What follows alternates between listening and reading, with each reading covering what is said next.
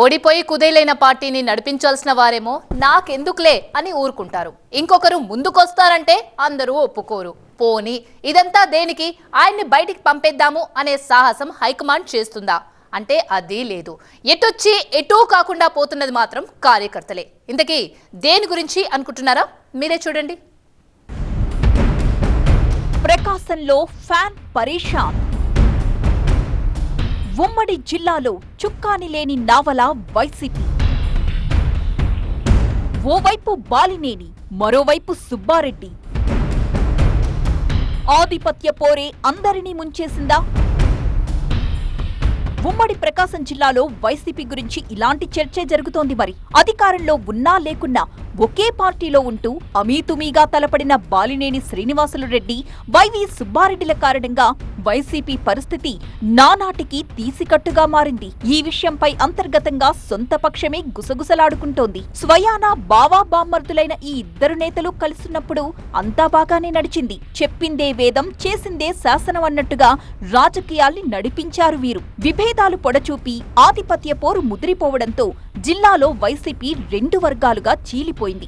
అధికారంలో ఉన్నప్పుడు కూడా రాజీలేని రాజకీయం చేసిన ఈ ఇద్దరు మొన్నటి ఎన్నికల ముందు టికెట్ల విషయంలోనూ ఉడుంపట్టుపట్టి తెగేదాకా లాగారట. ఫలితం ఇప్పుడు స్పష్టంగా కనిపిస్తోంది. నిన్నటిదాకా ఆధిపత్య పోరాటం చేసిన నేతలే ఎవరికి వారు గప్చుప్ సాంబార్ గుడ్డి అయిపోయారు. ఆగమవుతున్నది మాత్రం కార్యకర్తలు. ఉమ్మడి ప్రకాశం జిల్లాలో 2004 నుంచి అప్పటి కాంగ్రెస్లో, 2012 నుంచి ఇప్పటి వైసీపీలో బాలినేని శ్రీనివాసులరెడ్డి హవా నడిచింది.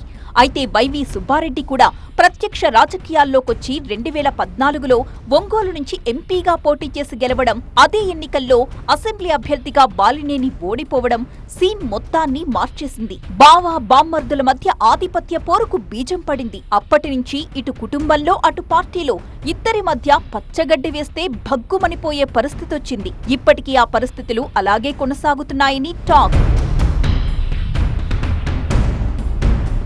తాజాగా ఎన్నికల్లో ఎదురైన ఘోర ఓటమి రాష్ట్ర వ్యాప్తంగా వైసీపీని నైరాస్యంలోకి నెట్టేసింది. అధినేత జగన్ పార్టీని మళ్లీ గాడిలో పెట్టడానికి ఒంటరి పోరాటం చేయాల్సొస్తోందట.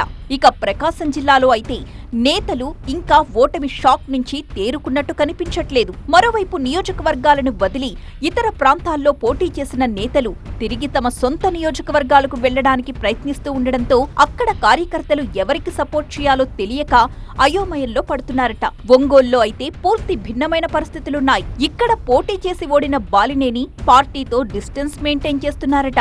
ఇటీవల మున్సిపల్ కార్పొరేషన్లో మేయర్, డిప్యూటీ మేయర్తో సహా 19 మంది వైసీపీ కార్పొరేటర్లు అధికార పార్టీలోకి వెళ్లినా తనకేమీ పట్టనట్టు ఊరుకున్నారట. అంతేకాదు తాను కూడా రేపో మాపో జనసేనలోకి జంప్ అయిపోవడం ఖాయం అన్న సంకేతాలిస్తున్నారట.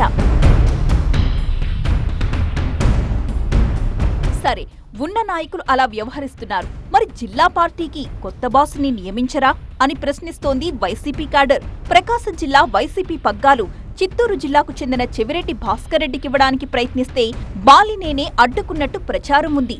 అసలు పార్టీలో ఉంటారో లేదో తెలియని వ్యక్తికి హైకమాండ్ ఇంత ప్రాధాన్యం ఇవ్వడం కూడా క్యాడర్ ని చికాకు పెడుతోంది. దీంతో మహాప్రభో, మీరుంటే మీరే అధ్యక్షుడిగా ఉండండి, లేదంటే కొత్త వారికి కాస్త సైడ్ ఇవ్వండి అంటూ బాలినేనికి వైసీపీ పెద్దలు సూచిస్తున్నట్టు సమాచారం. అలాగని బాలినేనిని బయటకు పంపే సాహసం కూడా చేయలేకపోతోంది అధిష్టానం. ఆయన వెళితే పార్టీ పరిస్థితి మరింత ఆందోళనకరంగా మారుతుందని భయపడుతున్నట్టు బోగట్టా. మొత్తంగా ప్రకాశం జిల్లాలో కర్ర విరగదు, పాము చావదు అన్న చందంగా తయారైంది వైసీపీ పరిస్థితి. కాకపోతే బాలినేని తీసుకునే నిర్ణయం మీదే జిల్లా రాజకీయాలు కానీ వైసీపీ భవితవ్యం కానీ ఆధారపడి ఉందన్నది పొలిటికల్ ఎనలిస్టులు చెబుతున్న మాట.